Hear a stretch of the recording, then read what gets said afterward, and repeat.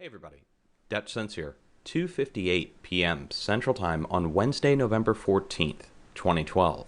And we're looking at Earthquake 3D, which is a USGS feed of the most recent earthquakes. You can see it, 6.1 just struck down here in Chile, and that was just about an hour ago.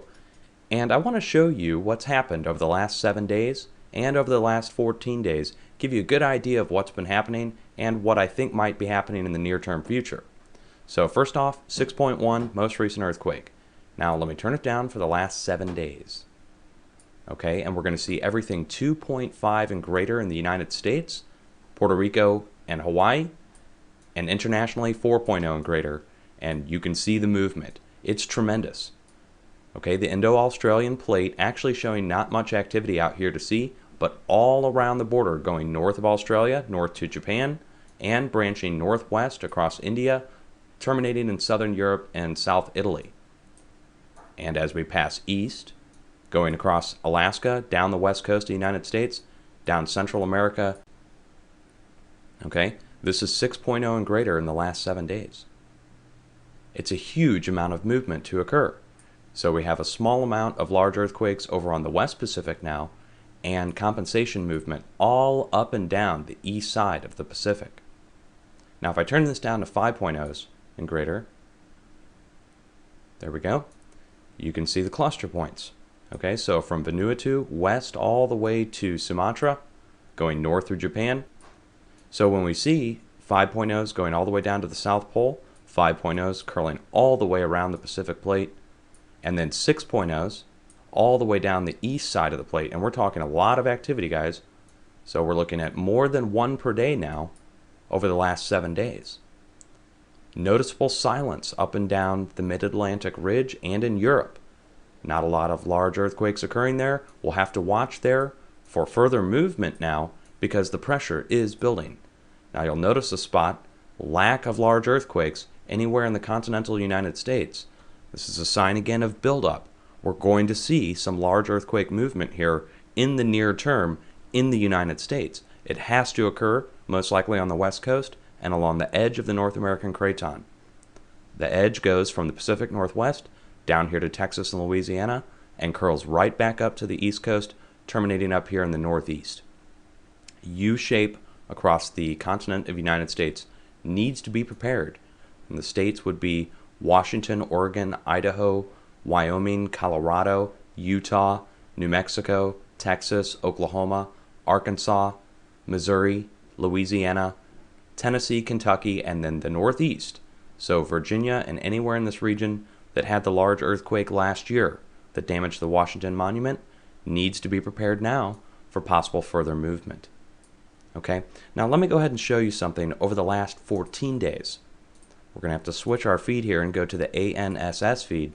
The difference on this feed is going to show us everything 0.0 and greater in the United States and 4.0 and greater internationally. Now I'm not concerned too much with the small earthquakes, but let's just look last 14 days and we'll turn it all the way down. Okay, and the map becomes so cluttered it becomes hard to navigate, and let me go ahead and turn these magnitudes off really quick so you can see the cluster points here in the United States so you understand what I'm talking about. Okay, the edge of the North American craton is highlighted by earthquakes, small earthquakes, right now. The 4.3 last week in Kentucky being the sizable one for the entire east portion of the craton. But you can see the areas in question, those are the areas we need to watch for further movement over the next several weeks because of this current activity. Now we'll get rid of the smaller earthquakes and only go look at the large. First let's start with 5.0 and greater. And we'll go ahead and turn these up and make sure this is at 5.0. There we go. So 14 days of 5.0s. Look at that. All right, I don't even have to show you the cluster points. You can just see it on the map and know where to watch, right? And you see the 7.4 that occurred here. Right before that, 7.7 up here in Canada. And that's off the map now just over 14 days ago. So we have two 7.0s, multiple 6.0s, multiple 5.0s. All right, so let me pause it up here really quick. Let's go look at a few charts. Let's go look at Yellowstone, Pacific Northwest, and go check out Europe really quick. Okay folks, I'll put a link down below for this so you guys can come over and see all the earthquake links. And we're going to go check out Yellowstone first. This is going to be on over at isthisthingOn.org. And let's go look at the charts for yesterday. Okay, and across the park now, it looks relatively quiet compared to how things were over the past several weeks. It's actually silent at the park. Now, Madison River, of course, shows its typical daily activity. All right, you see what time it starts, what time it ends. It goes throughout the day. As the sun passes overhead, we start to see this earthquake activity. And this is everywhere, across the entire world. Whenever the sun is passing over, we start to see more earthquakes happen during the time from sunrise to sunset. This is not man-made activity. This is natural, and I believe it to be induced by the sun. That's something somebody should look into, I think, at some point. But let's go back a few days so you can see what it looked like last week when the activity was really intense. And it just seemed to terminate last week. Okay, here's a good shot of Mary Lake, for instance. You see Mary Lake last week. And let's come back to today. Quiet. This says to me we need to watch the park. Watch out for possible 5.0 activity or 4 to 5.0 activity. That's because of a buildup that's occurring, again, along the edge of the North American craton. So we just looked at that. Let's go look at the Pacific Northwest Seismic Network. The area that I'd want to check would be anywhere down here to the south of Washington and central Oregon. There's a fresh lava field laid here off the coast, which we need to be aware of. That's been producing multiple 6.0 earthquakes over the last 12 months. So let's go check the Portland charts here.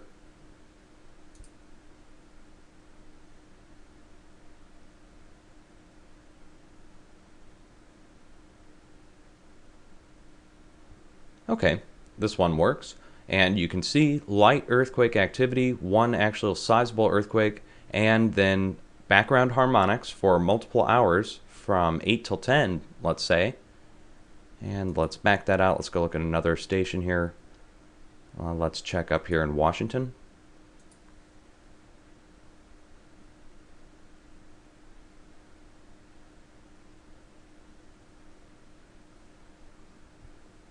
Okay, and again, you can see earthquake activity and multiple hours of light harmonic movement, and that's again most likely the lava off the coast of Oregon in the fresh volcanoes and the fresh rift that's formed out there. So if you want to go look that up, definitely some interesting reading on that. So now that we looked at Yellowstone and the Pacific Northwest, we can pretty much determine that there is a possible threat. Okay, there is light harmonic activity going off the west coast, and there's been a quieting off at Yellowstone, and no earthquakes along the entire North American craton of any sizable magnitude. That means we need to watch. So now that we looked at that, let's go check out Europe really quick. And I've come over here to the EMSC site, and this will give us our European quakes. Now be aware that the USGS and the EMSC and the Chinese agencies, Russian agencies, aren't really doing too much data sharing. So they're all doing their own earthquake monitoring. That's how you can get different magnitudes for the same quakes from different agencies. But this will give us a good view of the last 48 hours of earthquakes, and you can see it. Southern Europe, southern Italy, southern Greece, going over into Turkey and throughout the Middle East, a series of small earthquakes and mid-range earthquakes 4 to 5.0. Now you'll remember last year the 6.0 that struck here off the west coast of Israel, and then a possible military explosion, 8.8 registered earthquake last year in Libya, and then fracking earthquakes that occurred up here in North Italy that killed multiple people, and about 50 people that died down here in Spain in an earthquake just east of Gibraltar. Now, we also have other threats occurring out here in the Canary Islands down here to the south. We have the Azores out here to the west. Both are earthquake prone, and we kind of saw this die out last year, at the end of last year, start of this year, with the Canary Islands. So we need to watch that as well.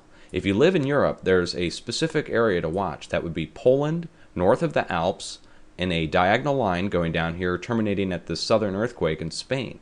You can see, you can just connect the dots going from the Canaries up through Spain, right up here through Poland, and that's the area to watch, I would say, for the next 2 weeks for possible 5.0 movement anywhere in this region here, possibly North Italy at the fracking location, needs to be aware and prepared. Now, UK, you can see a small earthquake in the English Channel, anywhere to the east of England, through the English Channel, and then going north up here towards Iceland, okay, anywhere along the mid-Atlantic ridge is prone right now. And we saw multiple large earthquakes occur up here near Iceland towards Greenland.